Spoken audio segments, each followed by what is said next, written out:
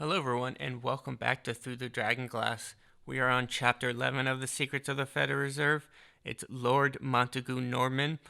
For time's sake, I don't have to want to pronounce it all the time. I'm just going to call him Norman. It'll make things easier. Before we get started, though, let's hit that thumbs up, notification bell, leave a comment, subscribe, and leave a comment. Just please leave a comment. All right, let's get started. One of the greatest secrets of the 20th century is Norman and Benjamin Strong working together in secret. Norman was the only man to have both his grandfathers serve as governors of the Bank of England. Benjamin Strong came to New York to work for the Brown Brothers in 1894. So just sign this, right here. Oh, okay, give us a hand here. All right, sir. Work. He returned to England and was named to the court of Bank of England in 1907. In 1912, Strong had a mental breakdown and was treated in Switzerland. Strong and many other powerful men will often feel stricken with guilt from all the pain and suffering they cause. These men plotted wars, started economic depression, causing millions to suffer, and other activities that cause suffering and death. Bring out your dead! Evil and powerful men like Strong thought it was weak and a failure to feel any guilt. After spending time with the psychiatrist, they are renewed and return with no pity for their victims, the little man. Norman was the governor of the Bank of England from 1916 to 1944. During that time period, we saw an economic depression that caused worldwide depression. Strong and Norman were close friends as they spent the holidays together. Can I refill your eggnog for you? Get you something to eat? Drive you out to the middle of nowhere? Leave you for dead? Strong and Norman made an agreement to keep U.S. interest rates below London. Strong lowered the interest rates even though the rates were steadily high and caused an economic boom leading up to the Great Depression. In 1928, Benjamin Strong suddenly died.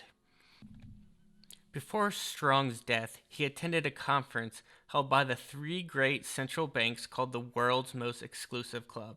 It consisted of Norman, Strong, and Dr. Hjalmar Schacht, S-C-H-A-C-H-T, I don't know. They discussed the movement of gold, world trade, and the world's economy. Like always, no public reporters were allowed. This caused a few congressmen to be outraged and summoned people to testify before Congress. Congress called men who were at the conference, and the congressional hearing went as such. You're my lawyer? Says here you, robbed a hospital? Why'd you do that? Yeah, I'm not guilty. That's not what the other lawyer said. The conference had nothing to do with stabilizing anything but a group called the League of Nations, moving the gold from the Federal Reserve Bank to Europe, allowing them to use the golden standard. Woodrow Wilson even tried to use an international monetary authority, but was blocked by the U.S. Senate. When Franklin D. Roosevelt became president, the Federal Reserve gave Europe $500 million. The movement of gold out of the Fed caused stock to crash and caused the Great Depression. It is clear that Great Depression was punishment for not joining the League of Nations, which wanted to move gold from the Fed to other central banks in Europe. The bankers were aware that giving Europe $500 million would cause a Great Depression, giving the Fed more control over our economy.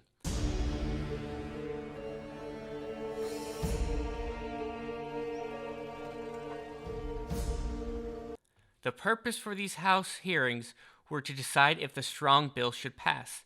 The Strong Bill would give the Fed power to stabilize the purchasing power of the American dollar. Many didn't want the American dollar to be stabilized as they could no longer make lucrative amounts of money. The Strong Bill failed. During the 1920s, commodities were low while securities were overly priced when exchanged. Buyers did not expect their securities to pay out dividends, but would hold on to these securities until they could be sold for a profit.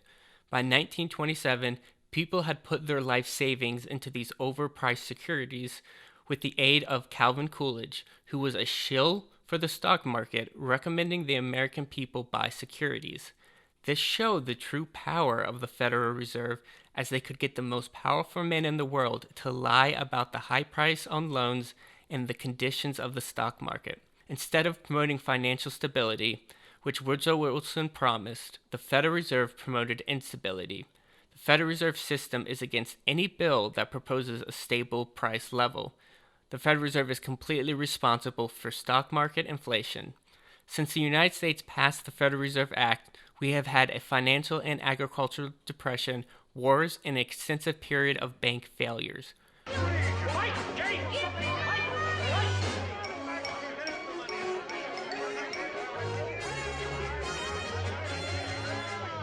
Members of the Federal Reserve were never held accountable for their actions. In fact, the members of the board used policies to pay for their debt and cater to special interest groups, which would later turn out to be disastrous. The board used war profits to build costly buildings to the point where the Federal Reserve must pay out $4 billion to pay for their expenses. All right, guys, thank you for listening. Yet again, hit that thumbs up, notification bell, leave a comment, and tell a friend about me. Like I said earlier, tell me what you want me to go over next. All right, guys, I will talk to you later. Thanks.